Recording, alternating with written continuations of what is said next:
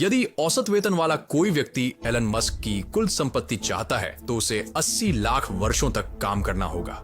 यह मनुष्य के अस्तित्व में आने से 30 गुना अधिक समय है। और जब तक मैंने आपको यह बताया, एलन ने और $1 लाख कमा लिए। लेकिन एलन के बारे में सबसे पागलपन की बात यह है कि वह इतिहास में सबसे अमीर व्यक्ति भी नहीं है। वास्तव में वह इसके करीब भी नहीं है।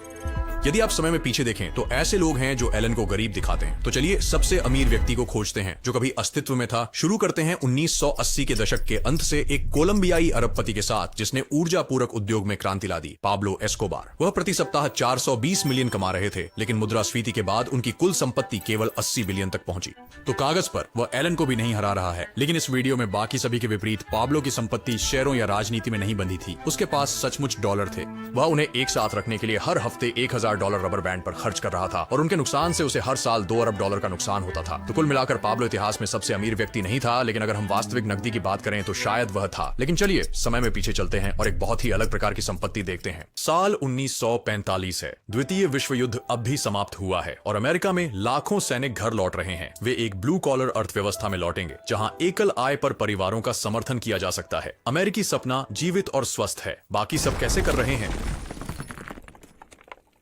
इन्हीं खंडहरों में हमें इतिहास के सबसे अमीर व्यक्तियों में से एक मिलेगा। जोसेफ स्टालिन, सोवियत संघ के साम्यवादी शासक, पैसे में रुचि नहीं रखते थे। उनके पास अपनी पाइप, किताबें और साधारण सैन्य वर्दी के अलावा लगभग कोई व्यक्तिगत संपत्ति नहीं थी। वह अपने नागरिकों से बेहतर जीवन जीते थे, जैसे कि भोजन की सुविधा, लेकिन वह विलासिता में नहीं डूबे थे। उनकी वेतन पर्चियां दिखाती हैं कि वह आज के समकक्ष 30,000 प्रतिमाह कमा रहे थे, लेकिन उनके बेटे के अनुसार उन्होंने चेक को अपनी मेज पर जमा होने दिया और शायद उनके पास बचत खाता भी नहीं था। स्टालिन को इतिहास सबसे अमीर व्यक्तियों में से एक माना जाता है। भले ही तकनीकी रूप से उनके पास कोई पैसा नहीं था, क्योंकि उन्हें पैसे की जरूरत नहीं थी। वह पहले से ही पूरे राज्य के मालिक थे। उसकी शक्ति पर सवाल उठाने वाली कोई भी चीज करना, जैसे कि एक निजी मजाक करना, आपको गुलाग भिजवा सकता था या फांसी दिलवा सकता था। स्टालिन के पास इतना नियंत्रण था कि जब उसे घातक स्ट्रोक आया तो किसी ने 12 घंटे तक डॉक्टर को नहीं बुलाया, क्योंकि हर कोई इस बात से डरता था कि स्टालिन जाग जाएगा और बिना आधिकारिक आदेश के कार्य करने के लिए उन्हें सजा देगा। तो कागज पर दिवालिया होने के बावजूद स्टालिन के पास एक अर्थव्यवस्था पर पूरा नियंत्रण था जो आज के समय में $10 ट्रिलियन के बराबर होती। देखिए, इतिहास के सबसे अमीर व्यक्ति को खोजने के लिए हमें सिर्फ पैसे से बड़ा सोचना होगा। इस वीडियो में हर व्यक्ति एक अलग समय अवधि और धन के एक अलग रूप का प्रतिनिधित्व करेगा, चाहे वह राजनीतिक शक्ति हो या नकद या कंपनी की इक्विटी। और अंत में केवल एक को इतिहास में सबसे अमीर व्यक्ति के रूप में निर्धारित किया जाएगा। तो चलिए हमारे अगले दावेदार की ओर बढ़ते हैं। 1909 में एडोल्फ हिटलर बेघर था। वह एक कलाकार बनने के अपने सपने को पूरा करने के लिए वियना चला गया था, लेकिन चीजें वास्तव में ठीक नहीं चल रही थीं। उसे कला विद्यालय से अस्वीकृति मिली और वह छोटे चित्र और पोस्टकार्ड बेचकर गुजारा कर रहा था और हॉस्टलों में सो रहा था। फिर प्रथम विश्व युद्ध में लड़ने और अपनी राजनीतिक भागीदारी शुरू करने के बाद उसने सरकार को जबरदस्ती उखाड़ फेंकने की कोशिश की, जिससे उसे 9 महीने के लिए जेल में डाल दिया गया। उम्मीद है वह इन 9 महीनों का उपयोग आत्मचिंतन, सुधार और खुद को एक बेहतर व्यक्ति बनाने के लिए करेगा। उसने मीन कैम्प लिखा। 1925 में रिहाई के बाद नस्लवाद घोषणा पत्र की बिक्री औसत रही, लेकिन जैसे जैसे जर्मनी की स्थिति बिगड़ती गई, मीन कैम्प की लोकप्रियता बढ़ी और जब हिटलर ने 1933 में सत्ता संभाली तो यह किताब हर जगह थी। इसी समय के आसपास हिटलर को एहसास हुआ कि उसके पास डेवलपर कमांड्स तक पहुंच है। उन्होंने सरकार को निर्देश दिया कि वे उनकी अपनी किताब की 6 मिलियन प्रतियां खरीदें और उन्हें सैनिकों, सरकारी अधिकारियों और नवविवाहितों को वितरित करें। फिर उन्होंने खुद को कर मुक्त बनाकर $2 मिलियन का बिल बचा लिया। उनका अगला कदम था अपनी छवि का कॉपीराइट करना, जिससे उन्हें नाजी जर्मनी में बेचे गए हर डाक टिकट पर रॉयल्टी मिल सके। फिर उन्होंने अपने भाषणों का कॉपीराइट किया ताकि जब वे समाचारों में छपें तो वह पैसे कमा सकें। ये निष्क्रिय आय स्रोतों ने हिटलर को करोड़ों कमाए। अपने जीवन के अंत तक मीन कैम्प की लगभग 10 मिलियन प्रतियां बिक चुकी थीं, जो वास्तव में कोई पागलपन भरी संख्या नहीं है। संदर्भ के लिए वह एन फ्रैंक से 3 गुना कम बिके। लेकिन हिटलर के पास एक आखिरी साइड हसल भी था। 1933 से 1945 के बीच यह अनुमान लगाया गया कि उसे अपने समर्थकों से $5 अरब से अधिक का दान मिला, जिसमें से अधिकांश अमीर व्यवसायियों से आया। यह प्रभावशाली है कि हिटलर ने अपनी स्थिति से कितनी व्यक्तिगत धनराशि प्राप्त की, लेकिन उसकी असली संपत्ति उसकी सैन्य शक्ति से आई। 1942 में अपने चरम पर नाजी जर्मनी ने लगभग पूरे यूरोप पर नियंत्रण कर लिया था। सैकड़ों अरबों की संपत्ति चुरा ली और लाखों लोगों को जबरन श्रम में लगा दिया। इस प्रकार अपनी विजय के माध्यम से हिटलर ने आज के डॉलर में 3 ट्रिलियन की संपत्ति पर अधिकार कर लिया। लेकिन तानाशाहों से पहले एक व्यक्ति एक बहुत ही अलग प्रकार का साम्राज्य बना रहा था। हेनरी फोर्ड को एक रहस्य उद्घाटन हुआ। अगर आप उन्हें अधिक भुगतान करते हैं और सोने देते हैं तो आपके गुलाम विद्रोह नहीं करेंगे। 1914 में हेनरी ने मजदूरी को $2.50 से बढ़ाकर $5 प्रतिदिन करने का क्रांतिकारी निर्णय लिया। फिर उन्होंने कार्य सप्ताह को 6 दिन से घटाकर 5 दिन कर दिया। मांस पैकिंग संयंत्रों के संचालन को देखने के बाद फोर्ड ने अपने श्रमिकों को एक पंक्ति में संगठित किया, एक असेंबली लाइन। इसका परिणाम यह हुआ कि फोर्ड मॉडल टी के उत्पादन समय में 12 घंटे से घटकर 90 मिनट हो गया। कीमतें $8.50 से घटकर $2.90 हो गईं और 50 वर्षों तक मॉडल टी इतिहास में सबसे अधिक बिकने वाली कार रही। लेकिन फोर्ड का सबसे बड़ा आविष्कार असेंबली लाइन या मॉडल टी नहीं था।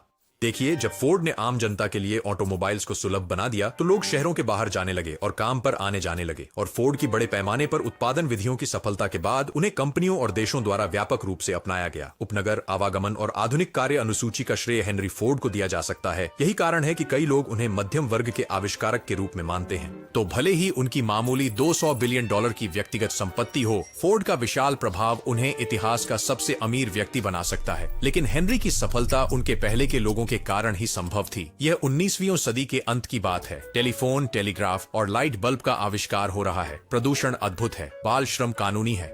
हाँ, नियम नहीं है। लंबे घंटे और असुरक्षित कार्य उपकरण कर्मचारियों को एक स्वस्थ कार्य मृत्यु संतुलन देते हैं। मंच अधिकतम पूंजीवाद के लिए तैयार है। 3 लोग इस युग को परिभाषित करेंगे, जिनमें से पहले हैं कॉर्नेलियस वेंडरबिल्ट, जिन्होंने रेल रोड उद्योग पर विजय प्राप्त की और अमेरिका के खजाने से अधिक धन के साथ मरे। अगले थे एंड्रयू कार्नेगी, जिन्होंने स्टील से एक बड़ी संपत्ति बनाई, फिर अपने जीवन का बाकी हिस्सा परोपकार को समर्पित कर दिया। और यह उस समय की बात है जब चैरिटी कर लाभ नहीं थे। यह वास्तव में उस बात को गंभीरता से कह रहा था। लेकिन उन तीनों में सबसे अमीर जॉन डी रॉकफेलर थे।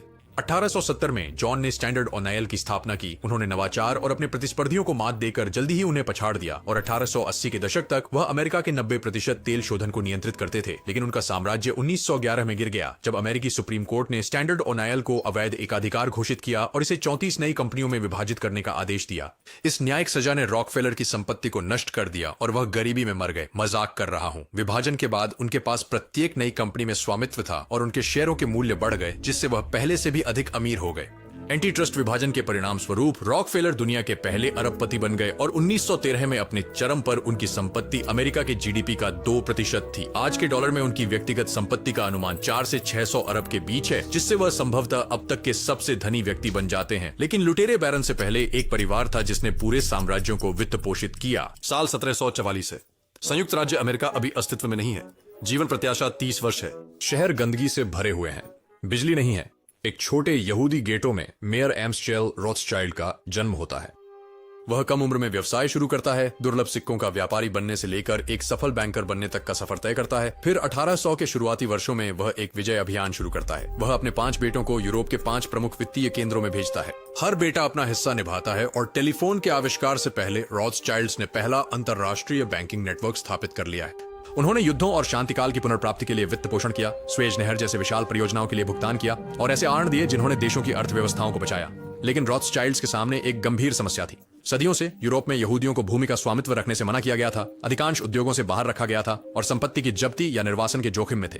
इसलिए अपनी जीविका सुनिश्चित करने के लिए रोथस्चाइल्ड्स ने स्टॉक्स, बॉन्ड्स और आणों में निवेश किया, न कि केवल ठोस संपत्तियों में जैसे सोना या अचल संपत्ति जो छीनी या नष्ट की जा सकती थी। एक और तरीका जो उन्होंने अपनाया ताकि उनकी संपत्ति परिवार के भीतर ही रहे, वह था कजन तकनीक। वित्तीय रणनीतियों और आपसी विवाह के माध्यम से रोथस्चाइल्ड्स ने अधिकांशतः उत्पीड़न से बचने में सफलता पाई, लेकिन आज उनकी संपत्ति की सीमा पर व्यापक बहस होती है। कुछ अनुमानों के अनुसार रोथस्चाइल्ड्स की वर्तमान कुल संपत्ति $500 ट्रिलियन है। लेकिन आज फोर्ब्स की अमीरों की सूची में आपको केवल जेफ रोथस्चाइल्ड मिलेंगे। उनकी संपत्ति $3.2 बिलियन है। वह फेसबुक में काम करते हैं और उनका रोथस्चाइल्ड्स से कोई संबंध नहीं है। रोथस्चाइल्ड्स के पास अब ज्यादा केंद्रीकृत पारिवारिक संपत्ति नहीं है, लेकिन अपने चरम पर उनकी कुल संपत्ति इतिहास की सबसे बड़ी एकल संपत्ति होती।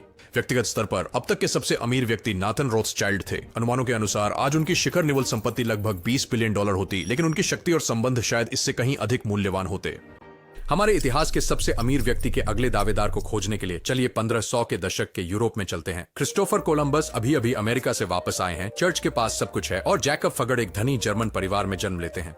पारिवारिक व्यवसाय विरासत में लेने के बाद जैकब इसे व्यापारी व्यापार से बैंकिंग तक विस्तारित करना शुरू करता है और जल्द ही वह कला परियोजनाओं से लेकर युद्धों और चुनावों तक सब कुछ वित्त पोषित करने के लिए बड़े पैमाने पर आनंद देने लगता है। सन 1519 में उसने सम्राट चार्ल्स पंचम को निर्वाचित कराने के लिए आधुनिक सैकड़ों मिलियन डॉलर के बराबर खर्च किया। लेकिन जब चार्ल्स अपने कर्ज चुकाने में धीमा था तो जैकब ने उसे उसकी जगह याद दिलाते हुए एक गुस्से भरा पत्र भेजा। यह सर्वविदित और स्पष्ट है कि आपके सम्राट महोदय मेरी सहायता के बिना रोमन ताज का दावा नहीं कर सकते थे।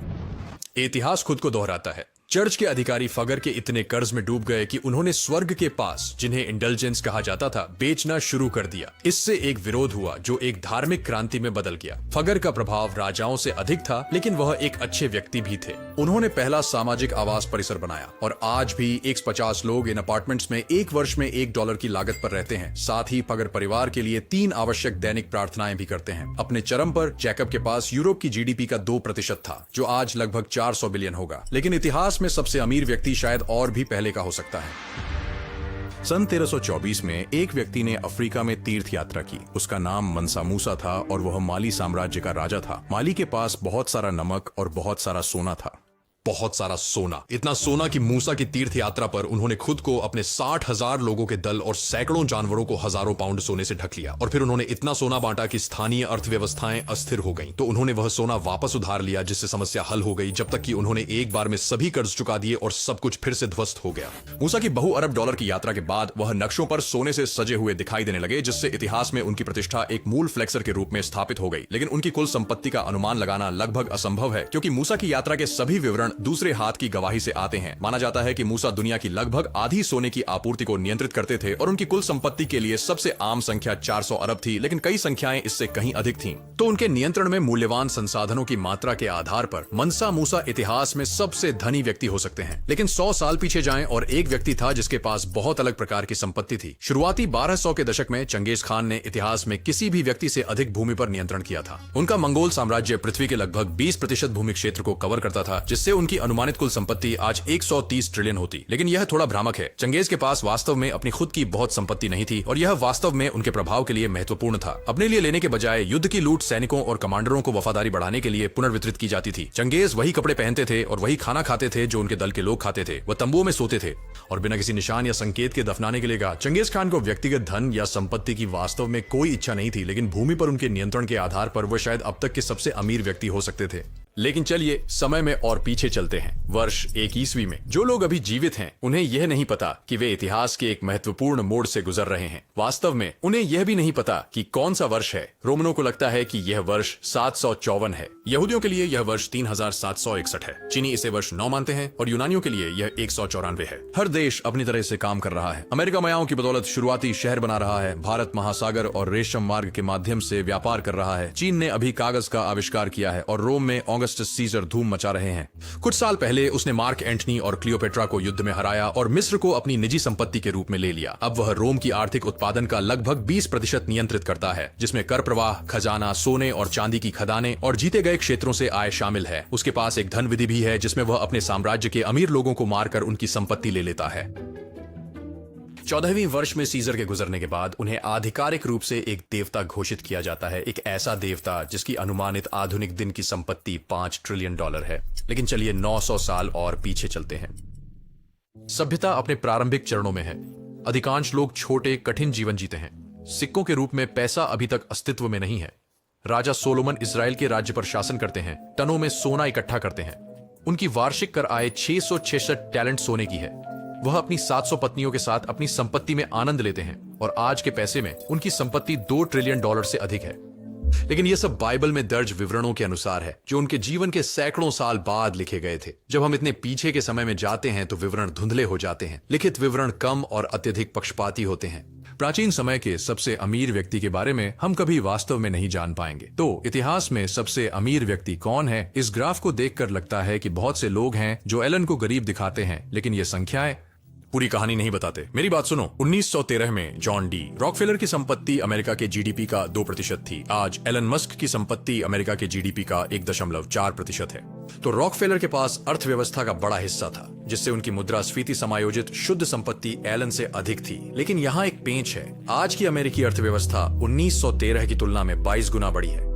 रॉकफेलर के पास एक बहुत छोटे पाई का बड़ा हिस्सा था। अनुमानित आंकड़े यह कहानी नहीं बताते कि कैसे समय के साथ पूरा विश्व अधिक समृद्ध होता गया है। एलन अब सबसे बड़े तालाब में सबसे बड़ी मछली है जो कभी अस्तित्व में रही है। इसके अलावा उनकी संपत्ति एक व्यक्तिगत दौलत है। यह अच्छी तरह से प्रलेखित और सत्यापनीय है। प्राचीन व्यक्तियों जैसे राजा सोलोमन के विपरीत यह उनकी शक्ति की स्थिति खोने पर गायब नहीं होगी। तानाशाहों और राज्य प्रमुखों के विपरीत वह इसे जो चाहे उसके लिए उपयोग कर सकते हैं और वह ऐसी तकनीक का उपयोग करते हैं जिसे प्राचीन व्यक्ति जादू टोना समझते। एलन आज 400 अरब के साथ इतिहास में सबसे अमीर व्यक्ति हैं। अंततः कोई और भी अमीर हो जाएगा, लेकिन इतिहास के आधार पर बाकी सभी भी अमीर होंगे।